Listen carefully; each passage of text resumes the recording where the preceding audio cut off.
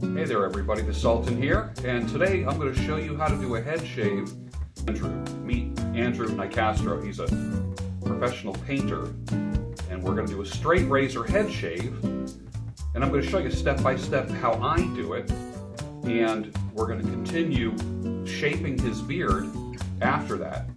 So everybody meet Andrew Nicastro. Pleasure to meet you all. Stay tuned. Before I start head shaves, I actually still like to shampoo the scalp and soften the hair that is there. Most people who get head shaves still have hair that needs to be softened, and anything that can help me run that straight razor smoothly. For instance, I'll tell you how smooth I like it. I want to feel like I'm just literally wiping the hair off someone's head. I don't want like that rough feedback as I'm taking the straight razor across the scalp. The only way to get the hair soft is to saturate it, and I do that at the bowl and also with a hot towel. So you're going to watch me now. I'm actually going to be washing his scalp in the same way that I was doing someone who had like long hair. It's the same exact process, and I do a scalp massage as well, because scalp health is very important no matter what the amount of hair is. So I still use an essential oil as a scalp massage agent, and then I will use shampoo. So join me on that here. What about this? So he goes over to my side of the closet. Okay. And I'm going to put this. I know. Every time I buy something new, I'll get the water going first.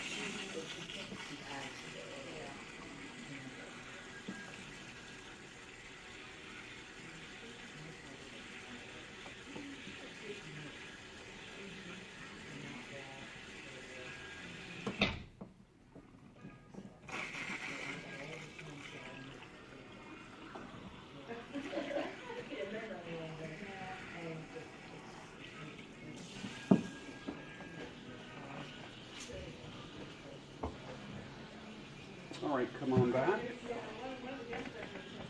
And you always cradle people's heads. You never let them bang their head when they go backwards. And the neck is a very fragile area of the spine, so you always want to make sure that people are at a comfortable angle and that you're not hurting them in any way.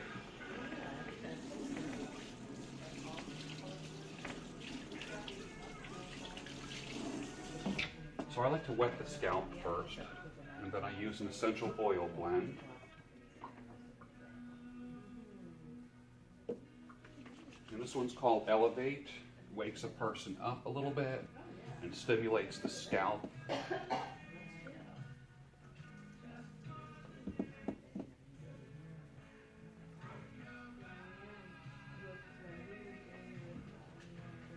And always massage the scalp in an upward motion, because gravity brings the blood down. We want to bring the blood back. And that's, for someone who doesn't have hair on top of their head, that's still important. People say, well, why would you do that with someone who is going to get a head shave? Because I want the skin tone to look healthy, pink, and alive. We don't want an ashy looking head. And what makes skin healthy looking is the blood coming to the surface.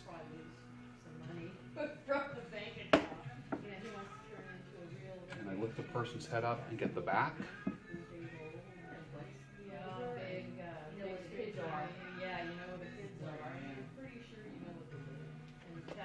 Now I'm going to use a hydrating shampoo, and this is the Enjoy brand that we really like using here. This is a phenomenal brand that we use and carry at this salon, and I put that on first before I actually even put the water on.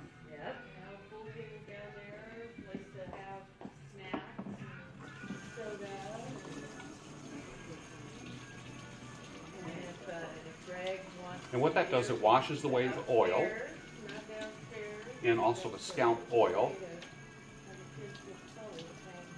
so the hair can absorb and become softer.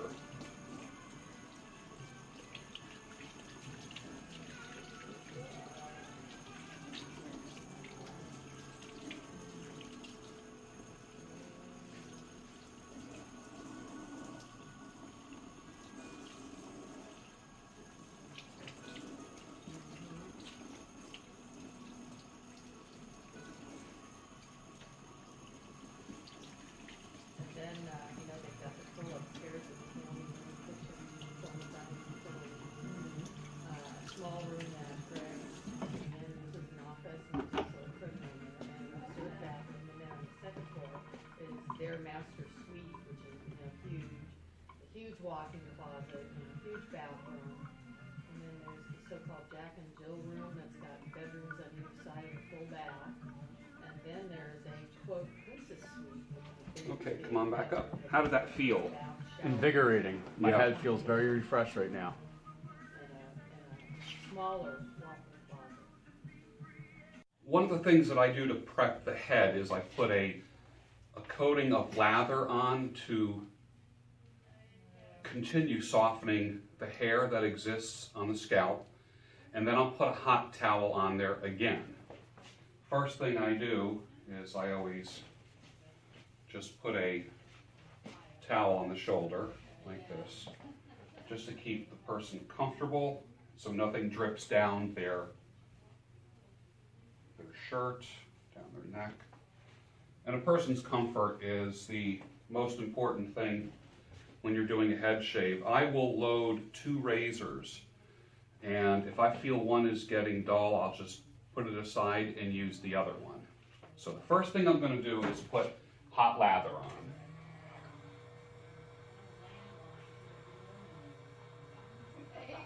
And this is from a latherizer machine that you find in many barber shops. I'm not putting any oil on the scalp at this point because I just want the hair to absorb as much moisture as it can. So the feeling that I want is I do not want to feel any feedback from the hair. Literally, when I'm shaving with the razor, I don't want to feel like any roughness. I want to feel like I'm just taking a butter knife and wiping the hair off with a butter knife. That's what I want to feel like. And that's what's most comfortable, because if I'm feeling any feedback, any vibration from that razor, then you can bet that the guest is feeling it as well. There's a hot towel. Egyptian cotton, very thick. I always spray it with a little bit of a essential oil, and I will just wrap the person's head like this. And just let that sit for a couple minutes. Now I'm going to take the towel off,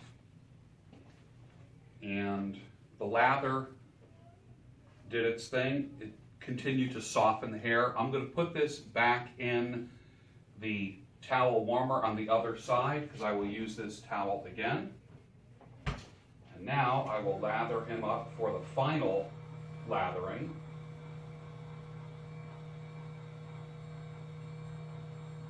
And I may re-lather several times during this process. And when you're shaving someone's head who has a partial head of hair or is completely bald, everybody has hair. Even though you might see hair just going around like this, there still is hair up here. So you're putting lather up here as well. And what you're not doing is you're not neglecting areas that you think don't have hair. And I will lather up several times.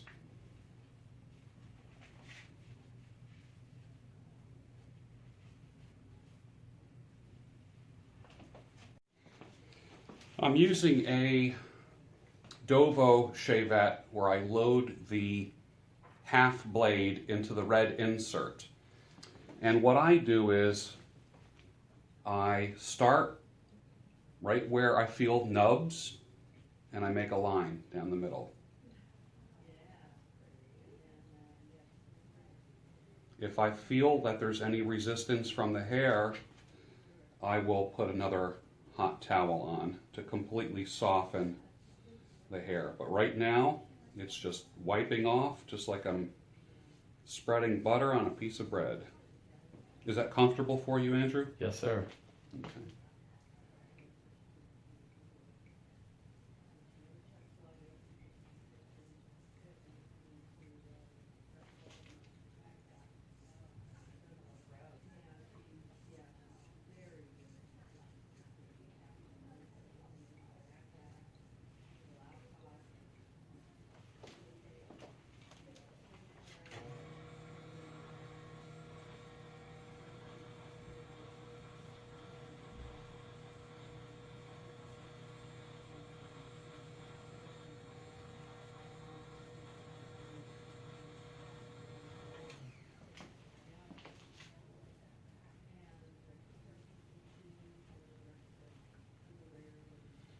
And usually the latherizers make the lather a little bit warmer than just warm, but it's not burning, scalding hot. Now I'm going to start coming down the sides. And you do this very systematically. Stretch the skin. Always stretch the skin.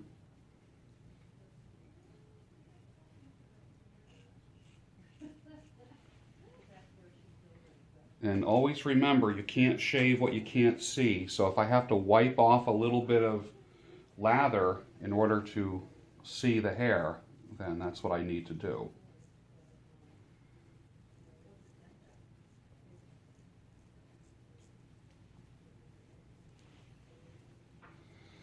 And for the beard trim, we're going to taper this up into the head.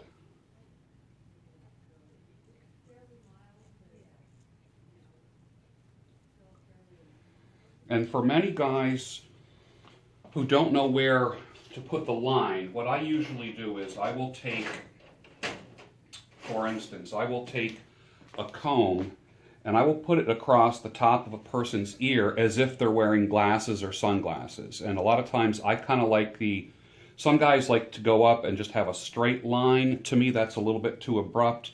I kind of like more the Nike swoosh kind of thing where it kind of comes up to a point, but I put on the comb right where like glasses would go, sunglasses or glasses. And that kind of gives me an idea of how I can curve it up and taper it.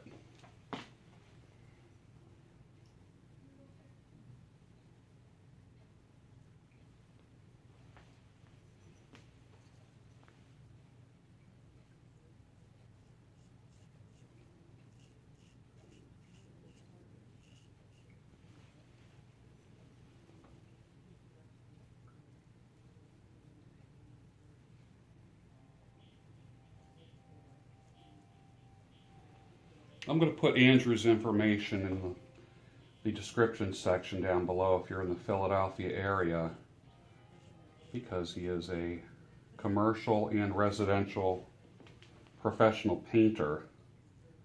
And if anybody would like their business or home painted, I think he's a pretty busy guy, but he might be able to get to you. And I always like to tell people, having a backup of business is not a bad thing. So after I'm done with half of the head, I go over it and I feel. If I feel any rough spots at all, I will just dab a little more warm or hot lather on there and hit it with the razor. But so far we're doing good, and this really is the test. So I feel a little bit of a rough spot.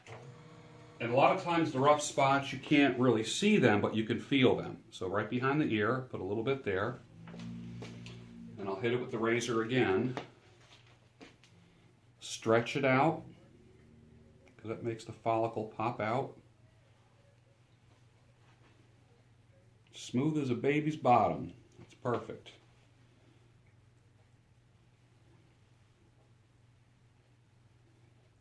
And when you shave a head, you have to be real careful with this skin around here. This is very delicate skin and it can be cut or nicked very easily. So the key to this area here is just, you almost have to feel like you're pulling the person's scalp off. I will stretch that skin. Watch where my thumb goes, literally a ½ inch higher. So I'm really, really stretching that out. And when you stretch the skin out, you reveal hair that needs to be cut. So I'll stretch it up one more time. There we go. And I would rather shave this hair when this hair is here than when it's here. When the skin is not taut, you increase the possibility for nicks and cuts. So now we're going to lather up the other side again and work on the other side. The head is completely shaved. I'm feeling it. And really, it's kind of like the touch test. Feeling any nubs. And it might look, the head might look smooth, but if it doesn't feel smooth,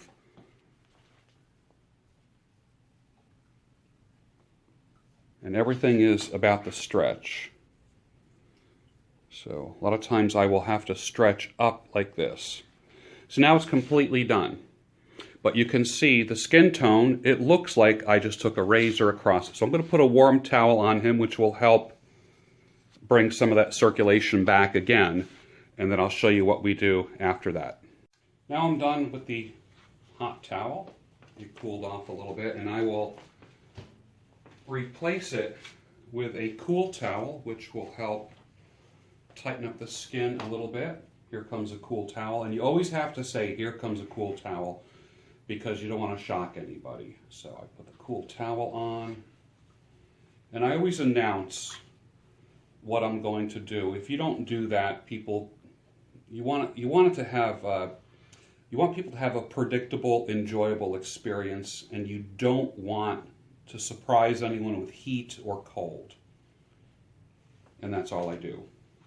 Now, in the summertime, obviously, I'll keep it on a little bit longer because it feels better. But here we are.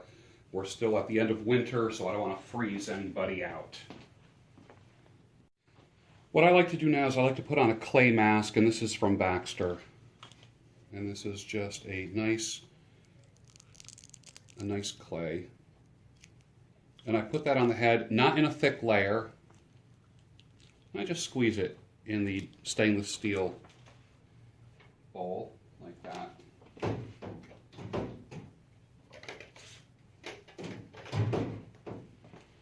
I take a brush, mix it around a little bit, and there's different kinds of clays that you can use, and this helps even out the skin tone of the area that you shaved.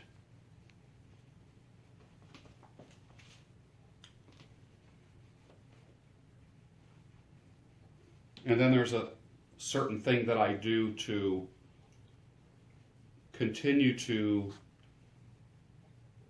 even out that skin tone. And I'll reveal that in a little bit.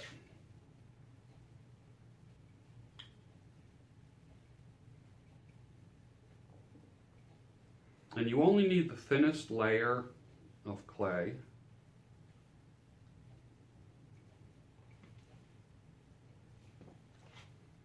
And this is one of the things that really makes, if there's any irritation at all,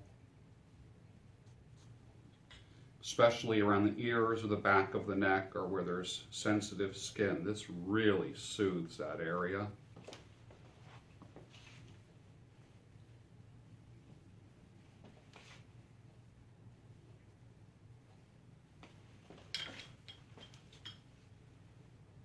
And then I just let that dry for a couple minutes. Next step is using a rose water witch hazel toner, and I put that on round cotton pads, just about saturate, but not drippy saturation. And this is another thing that I do to take the uneven skin tone. So you have the clay and you have the rose water. If you just Google rose water, you'll see the benefits of rose water on the skin, of what it does, the therapeutic benefits. And I will do this to the whole head. When that can no longer wipe anymore, then I just chuck it and saturate another one.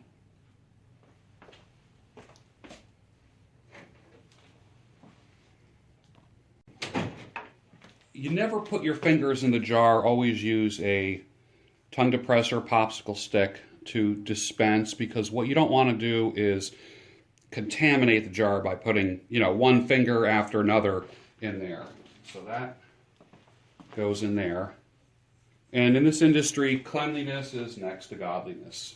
So I'm going to put this on. This is a moisturizer that is heavy in vitamin E.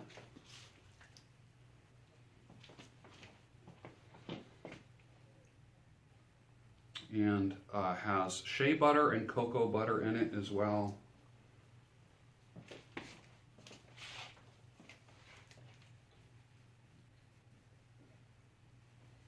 And I put kind of a thicker layer on to begin with.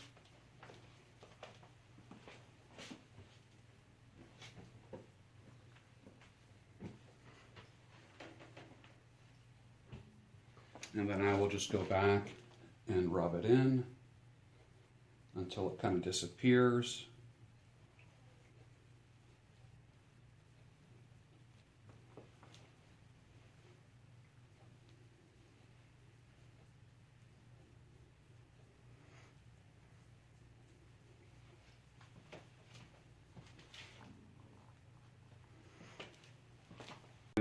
One of the things that you learn in the esthetician industry is you never really wipe, you roll.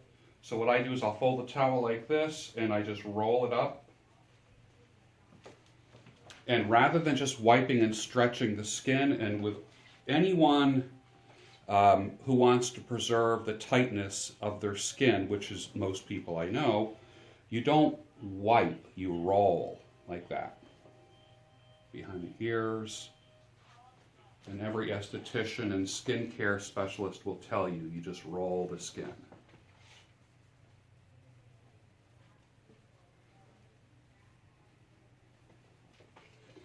We want to preserve the elasticity of the skin whenever we work on someone's skin. And then when it comes to the more sensitive areas in the back, you just roll, roll, roll.